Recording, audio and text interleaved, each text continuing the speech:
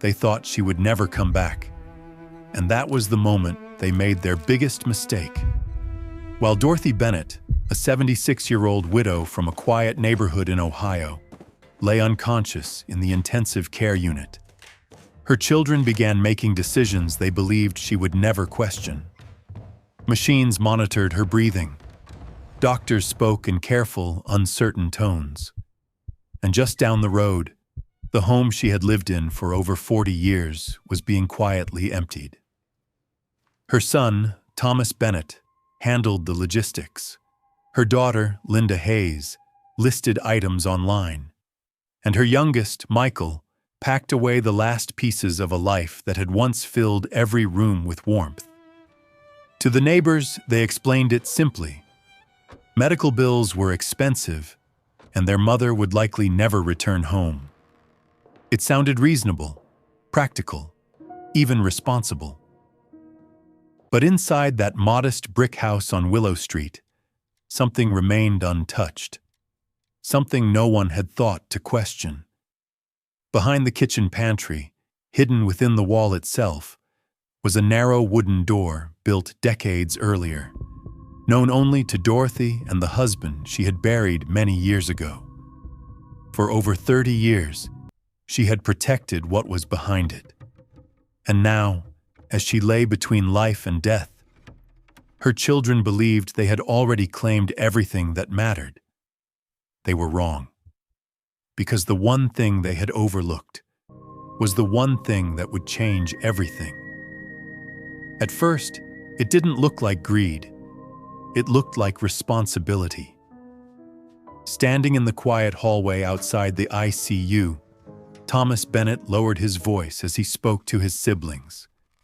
The steady hum of hospital machines barely masking the tension between them. "If Mom doesn't recover fully, we're going to be dealing with serious medical bills," he said, glancing toward the closed door of Dorothy's room. Linda Hayes folded her arms, nodding slowly. "The house is really the only major asset she has," she replied. "We need to think ahead." Michael hesitated, shifting uncomfortably before adding, "Maybe we should start organizing things now, just in case." The conversation sounded careful, practical, even concerned. But something about it had already changed. By the end of that night, they weren't speaking like worried children anymore. They were speaking like partners, planning, calculating, deciding what needed to be done before it was too late. And once that line was crossed, everything else became easier. Within days, they returned to the house on Willow Street with spare keys and a clear plan. Moving trucks began appearing in the driveway. Estate buyers walked through the rooms, quietly evaluating furniture and antiques. Boxes were filled, labeled, and carried out without hesitation. When neighbors asked questions, the answer was always the same. "We're just preparing in case she can't come back." It sounded reasonable, but inside that house, something deeper was happening. Because while they believed they were taking control of the situation, they were slowly revealing something far more important: who they truly were, when they thought no one was watching. As the days passed, Dorothy Bennett lay motionless in the hospital, unaware that the life she had spent more than 40 years building was quietly disappearing piece by piece. Back on Willow Street, the house no longer felt like a home. The living room, once filled with laughter on Christmas mornings, now echoed with emptiness. The dining table where birthdays had been celebrated was gone. The shelves that had held decades of memories were stripped bare. Even the small desk where Dorothy kept her papers had been cleared, its contents packed into boxes without a second thought. To her children, Thomas, Linda, and Michael, it was all part of the plan. Efficient. Necessary. They moved quickly, telling themselves it was better to handle everything now rather than later. Each decision became easier than the last. Furniture was sold. Personal belongings were sorted and donated. The house, once full of warmth and history, became nothing more than a structure waiting to be closed and transferred. Within less than 2 weeks, almost everything was gone. What remained felt hollow, like a shell of something that used to matter. And still, they kept going. Because in their minds, the outcome was already decided. Their mother wouldn't be coming back. What they didn't realize was that 3 miles away, in a quiet hospital room filled with the steady rhythm of machines, Dorothy Bennett was beginning to wake up. Slowly, weakly, but very much alive. And with her return, everything they had set in motion was about to change. The first thing Dorothy Bennett noticed when she opened her eyes was the sound, a steady, mechanical beeping that echoed faintly in the quiet hospital room. Everything felt distant, blurred at the edges, as if she were waking from a dream she couldn't quite remember. Her body was heavy, unresponsive at first, and even the simple act of turning her head felt like an effort. Slowly, the memories returned. The kitchen, the dizziness, the cold tile floor, then the ambulance lights. A doctor later explained that she had suffered a moderate stroke. She had been lucky. The swelling in her brain had gone down, and with time and therapy, she could recover. Dorothy listened carefully, nodding when needed, but her mind was already somewhere else. There was only one question that mattered. "My house?" she asked softly, her voice fragile but clear. "Is everything all right?" The nurse hesitated. It was only for a second, but Dorothy noticed. "Your family has been taking care of things," the nurse replied gently. Later that day, her son Thomas arrived, carrying a folder of papers and the quiet confidence of someone who believed he had done the right thing. Dorothy looked at him, searching his face. "How is the house?" she asked again. Thomas sat beside her and spoke calmly. "Mom, we've been organizing things. The house is a lot to manage now, especially after this." Organizing. The word lingered. Dorothy said nothing at first. She simply looked toward the window, letting his explanation settle. Then, in a voice barely above a whisper, she asked one simple question. "Did you check the pantry?" 3 days later, against the advice of her doctors, Dorothy Bennett insisted on leaving the hospital. She wasn't fully steady on her feet yet. Her movements were slower, her strength not fully returned. But there was a determination in her that no one could ignore. "I just need to see my house," she said quietly. That weekend, Thomas drove her back to Willow Street. As the car turned onto the familiar road, Dorothy's eyes immediately found the sign planted in the front yard. "For sale." She didn't say a word, but her grip tightened slightly around the cane resting in her lap. When they stepped inside, the silence was the first thing she noticed. The house felt hollow, stripped of its warmth, its history, its life. The furniture was gone. The walls were bare. Rooms that once held decades of memories now echoed with emptiness. Her daughter Linda and son Michael stood near the kitchen, speaking quietly with a realtor about closing dates. They stopped when they saw her. "Mom, you shouldn't be here yet," Linda said quickly. Dorothy didn't respond. Instead, she moved forward slowly, step by step, her eyes scanning the space one last time before turning toward the kitchen. The pantry door stood slightly open.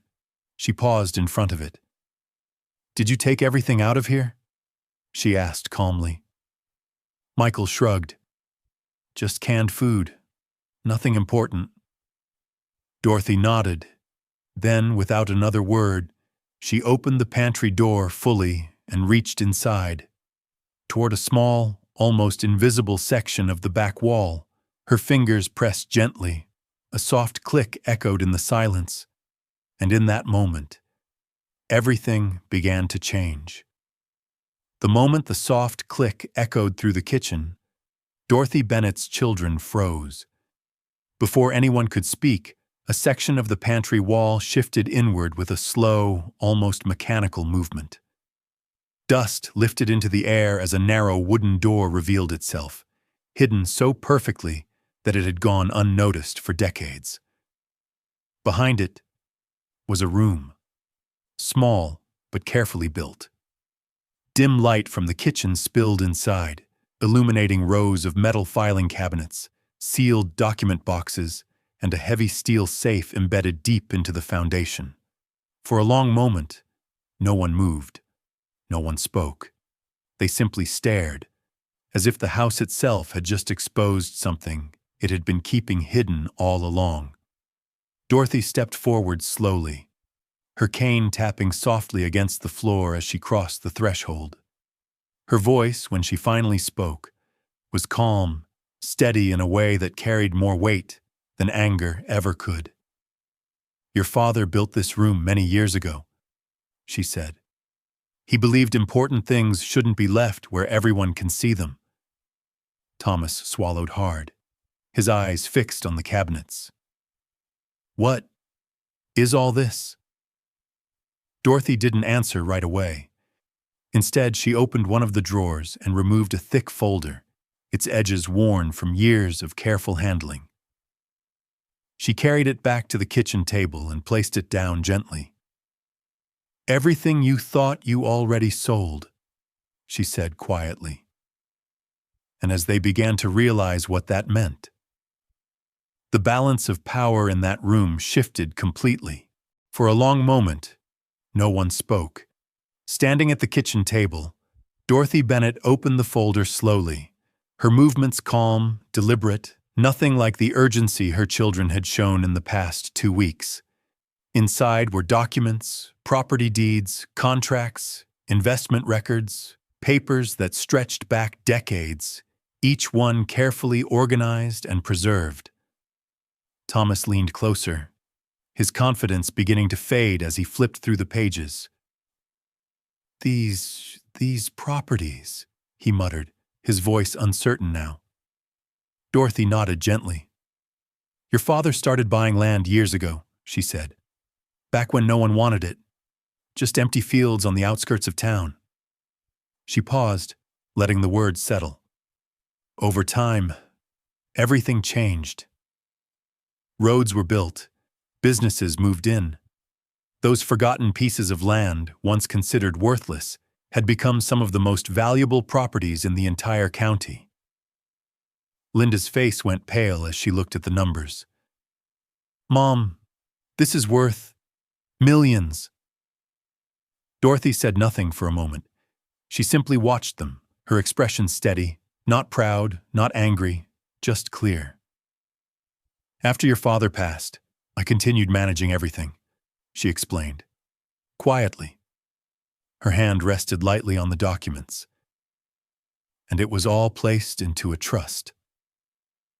The room fell silent again, because in that moment, her children began to understand something they hadn't considered before. The house they had rushed to sell had never been the real asset, and more importantly, it had never been theirs to control. A week later, Dorothy Bennett sat quietly in a small office beside her attorney, her posture steady despite everything that had happened. Across the table, her children, Thomas, Linda, and Michael, waited with the same expectation they had carried for days. They believed they were there to finalize the sale. They believed everything had already been decided. But the moment the lawyer began to speak, that certainty disappeared. "I'm afraid the sale of the property cannot proceed," he said calmly, adjusting the documents in front of him.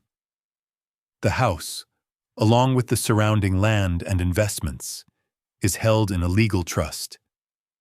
Mrs. Bennett is the sole decision-maker, and no transaction can occur without her direct authorization." Silence filled the room. Thomas leaned forward, confusion turning quickly into disbelief. "But we already started the process," he said. "We listed the house. We have buyers." The lawyer shook his head.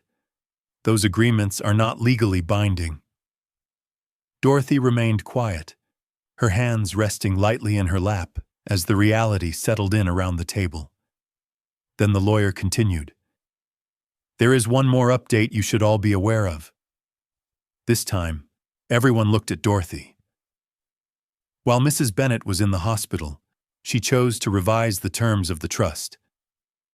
Linda's expression shifted. "Revise? How?"